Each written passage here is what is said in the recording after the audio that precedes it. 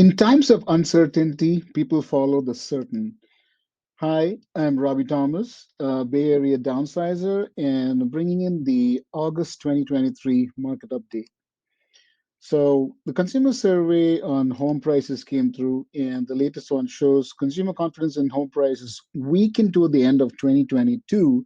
And the percentage of Americans in each December who think prices will go down over the next 12 months from 2010 to 2022, the confidence was highest at 37% in 2022. A 20% home price decline. Seven forecast models are leaning towards a crash. And here's where the other 13 models have 2023 housing market going, says Fortune in an article. The consumer confidence in home prices, percentage who believe home prices will go down in the next 12 months, um, it started getting higher in Jan of 2020.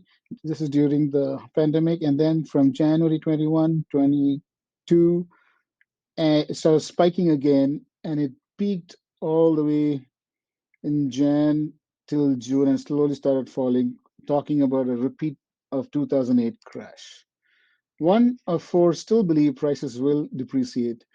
The number of percentage Americans who think prices will go down over the next 12 months. In January, it was 37%. Facts shatter the fear, and this is how people would panic and put their homes on the market. So let's see. New listings were expected to skyrocket. New monthly listing counts in thousands, which is around 560, 580, around this number here.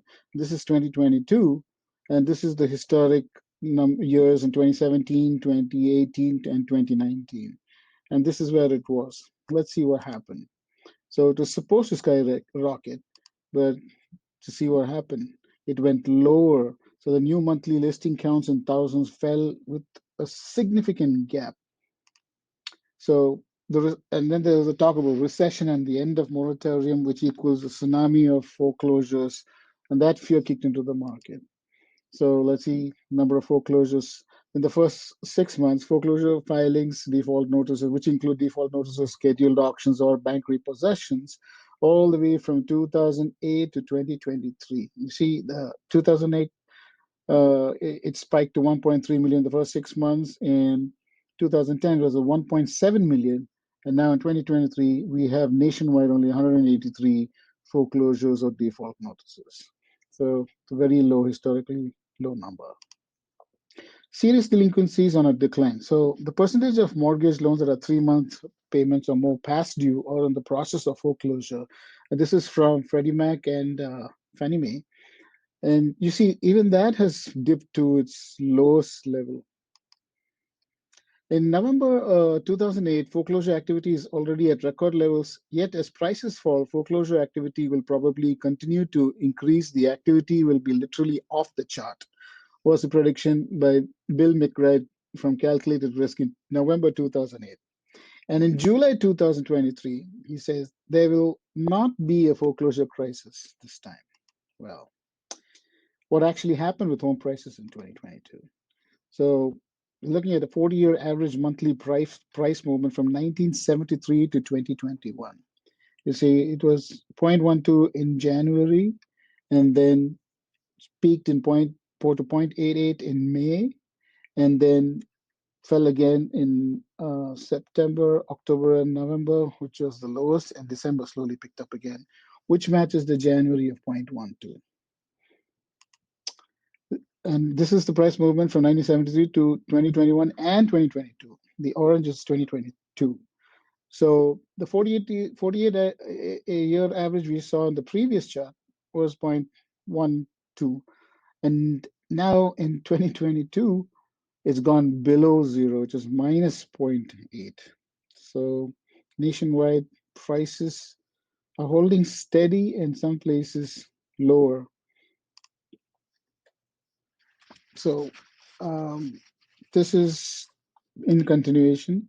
Let's look at the home prices in 2023. So in 48 average versus the 2023 price movement, which we saw in an earlier chart, and this is in comparison with the 48 in a bar chart. shows the 48-year average at zero point 0.9 in May. We don't have the latest data after May. And 2023 shows us a significant higher number at 1.2. So the price movement actually went higher in May. Now look at the most reliable indexes, Case-Shiller, the FHFA, and the CoreLogics. Uh, what they're showing is, it started at 1.6 in Jan of 2022. Then it's a sine wave, if you notice that. See, and in January 2023, it dipped a little bit, and then it started climbing again. And now in May, it is settling at zero point 0.7. The Case-Shiller FHFA is at zero point 0.7, and CoreLogic at zero point 0.9. That's the change in prices. Let's look at what Zillow is saying. Percentage change in home values month over month between, there's a comparison between Zillow, Black Knight, and Freddie Mac. Zillow shows at the end of May 0.4, Black Knight 0.7, and Freddie Mac at 0.5. Let's look at the appreciation in the last 3 years for 20 metros. So we have here in Atlanta 49.5. The highest is in Dallas 50.8. Not the highest actually. Miami is 63.1. Tampa 63.8.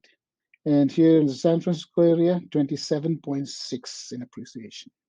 US national average shows a 41.8 appreciation, skyrocketing in the last 3 years since March 2020. There is no doubt that the housing market has reignited from a home price perspective. Firming prices have now fully erased the pullback we tracked through the last half of 2022 and lifted the seasonally adjusted Black Knight HPI to a new record high in May, says Andy Walden, the VP of Enterprise Research of Black Knight. It's a research data company. So in 2023, year-end home price forecast, and we're in the month of August. So this is from December 2022 versus the current forecast. MBA original forecast was minus 0.6. Current forecast is 0%. Fannie Mae was 1.5, negative 1.5%. Current forecast is 3.9%. Morgan Stanley was minus 4%. Current forecast is 0%. AEI was minus 15 to minus 20%. Current forecast is 6%. Zillow minus 0.7%. Current forecast is 5.5%. CoreLogic shows 3%, and the current forecast is 6.8% in year-end home price forecast. So it's a mixed bag. Deceleration of appreciation is not the same thing as home prices are depreciating. Let's dive in. So let's continue. And here we have the inventory. If you look at the inventory, you'll see a minus 50.1 percentage depreciation the same week in 2019 as of July 28th. 50% number of listings are lower. So the prices are not correcting simply because of the shortage of inventory. Continuing, there are simply not enough homes for sale. The market can easily absorb a doubling of inventory, says Lawrence June, the chief economist at National Association of Realtors. In continuance, let's look at the mortgage rates. Mortgage rates projections as of August 23, the fourth quarter of 2023, Fannie Mae was 6.6%, MBA 5.9%, NAR 6.3%, average of all three 6.27% in the fourth quarter. First quarter of 2024 is 6.4%, Fannie Mae, MBA 5.7%, NAR 6.1%, and average of all three is 6.07%. In second quarter of 2024, Fannie Mae is 6.2%, MBA 5.5%, NAR is 6%, and the average of all three is 5.9%. And the projection for quarter three of 2024 is Fannie Mae 6%, MBA is 5.2%, NAR is 6%, and the average of all three at 5.73%. So let's map both the inflation measures, CPI and PCE, year-over-year percentages. And you can see there was a spike in the month of May, June, that time period. The CPI went to 8.9 and fell now to 3.1, while the PCE was spiked at 7.0 and fell down to 3.0. In historically, a historical perspective in consumer price index, all urban consumers percentage change year over year, seasonally adjusted. You can see that it spiked to 14.6 at one point, and then recently in April of after April 22, it spiked to 8.9, and now as the earlier chart showed, it shows that it dipped from 8.9 to 3.1. Mortgage rates tend to track government bonds and inflation with a lag. So the blue line is inflation CPI, and the green line is the 30-year fixed mortgage rate. So you can see that the CPI peaked here as in the earlier shown in the earlier chart and went down to 3.1. And now you can see the 30-year fixed slowly creeping up. I mean, it's steadily creeping over here, then it's lagging over here before it climbs again. Most agents know what's happening. Good agents understand what's happening, and great agents can explain what's happening. Foreclosure crisis. Let's see what is really going to happen. Um, Home sales. The average days on the market in June 2023 was 18 in June. So any home, any condition, any square footage still sold within 18 days, which is typically a very strong seller's market. In a balanced market, um, the inventory should be about 6 months. But because of the 50% reduction in inventory and no shortage of buyers, all these homes sold within 18 days, which makes it a super seller's market still. Existing home sales since January 2014 has steadily declined. Existing home sales year over year by region, which is the western region, which is the California area, fell by 22.7%.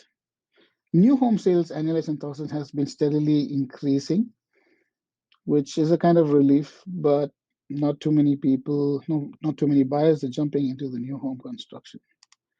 New homes are still selling fast in terms of since the time they sell, since the time they completed and on the market, which is much more than the existing homes. We showed you in the earlier chart, the existing homes sold in 18 days, while the new home construction still sells within a 3 month period. It's 2.7 months. Still a seller's market and for new home sales. Pending home sales should be in the 100 bracket I told you earlier. A 6 month inventory would bring it to a 100 historically healthy level, but we see we're far below this number. That's why, because of the 50% lack in inventory. Pending home sales are down by 15.5% in the western region. Percentage of distressed property sales in the month of Jan, it fell. Jan 21, it fell. Jan 22, it fell to historically lowest numbers, which is way less than 4%. So there's hardly any foreclosures and short sales. So if you look at this, it shows representing 2% of sales in June, which is nothing. In continuation, let's look at home prices. So US average, it fell to like minus 3.4% year over year by region. Real estate is very local, so this really doesn't give us a really good idea about what is happening nationwide. But if you look at the sales price, the final sales price, it did fall in the western area by 3.4%. Percentages of sales over a million, it fell by like 13.1%. Change in home prices year over year, 20 city composite is the home prices changed by 1.5% in May. And this is from the Case-Shiller index. Year over year percentage change in price itself. So currently it is 1.6% change in price in August, in the June data.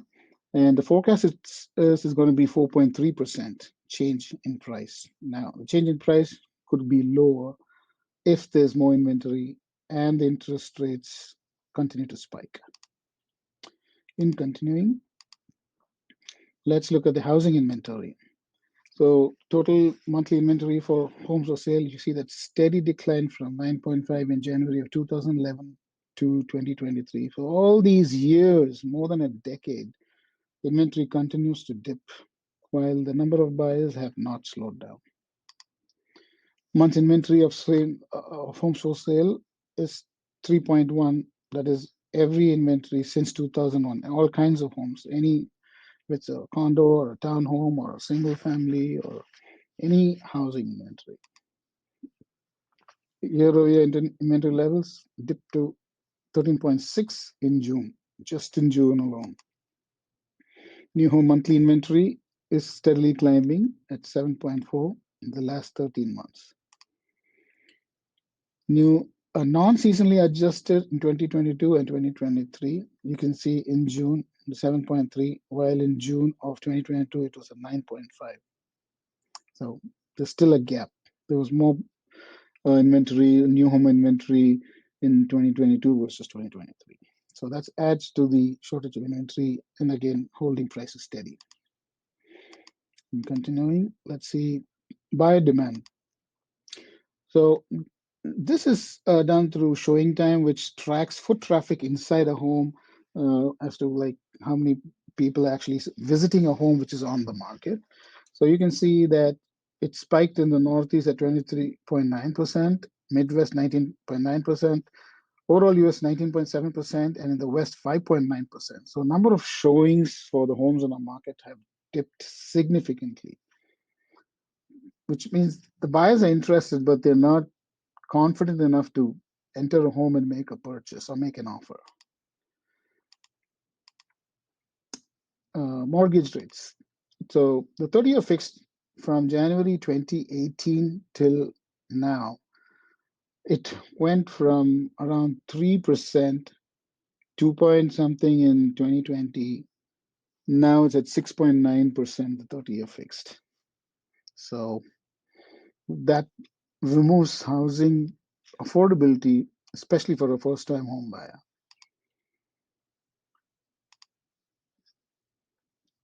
And mortgage rates projections, I've gone through this through an earlier chart. So 2023 quarter four is average is 6.27. 2024 quarter one, 6.07. Quarter two of 2024 is 5.9. And quarter three of 2024 is 5.73. So you can see a steady decline, although not too much, but it's still declining. This is just rate projections, but anything could happen. It's just a bar chart versus the other chart. Same here. Now let's look at the mortgage credit availability. I always add this as a chart just to see what buyers can really afford and how easily it is available to them. Because if money lending becomes tight, then buyers are not so easily ready to jump in and throw in an offer. Even if the house is ideal in every way, Mortgage Credit Availability Index, the MCAI, June 23 shows that it's really tight. It's under 100.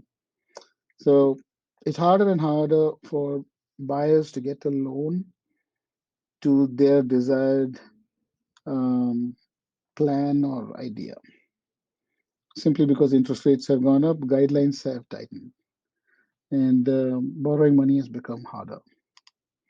Now let's see if the lending standards have changed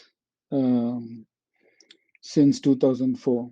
It was very lax or relaxed in terms of guidelines in 2006, and that's when the bubble hit, the housing bubble at 868.7. And then the measures were put in, Congress came and put in the measures, and the guidelines have still held steady. It went up a little bit in 2019, but now the guidelines are so tight at 96.6, which is under 100, making it even more tighter for new home buyers to enter the market. Now, let me bring in the latest stats for the local area. So Freeman, this is supply, which is the active on the market as of 8/11/2023. And this is demand, which is pending, means there's a great chance this is going to close and it'll show as sold. So this is active and this is pending. Supply and demand. You can see for first time in a long time, I'm seeing the active rising in Fremont, which is got 5 zip codes. And there's 85 on the market, while 78 is pending. Newark is 21, 21. This is still a tight market, still a seller's market. Union City 13, pending 21, super tight market. Castro Valley 30, 24. So you see more inventory coming in now. Oakland has 358, pending is 178. San Ramon, Dublin is 18 single family and pending is 17. San Ramon is 35 versus 39. Danville has got 66 versus 43. So you can see when the supply increases, these are the cities. If you're a buyer who you're thinking seriously about, you don't care about the interest rates, you don't care about the price of the home, you just want a home. These are places where you could go look at a home which is still on the market, which has been over a week or two. You can negotiate prices. And if you need anything but how to negotiate, do reach me at my contact information. This is Robbie Thomas with Realty Experts, my Bay Area downsizer. You can text me or call me for a free, accurate home evaluation or anything related to real estate. Thank you and have a wonderful day. Bye.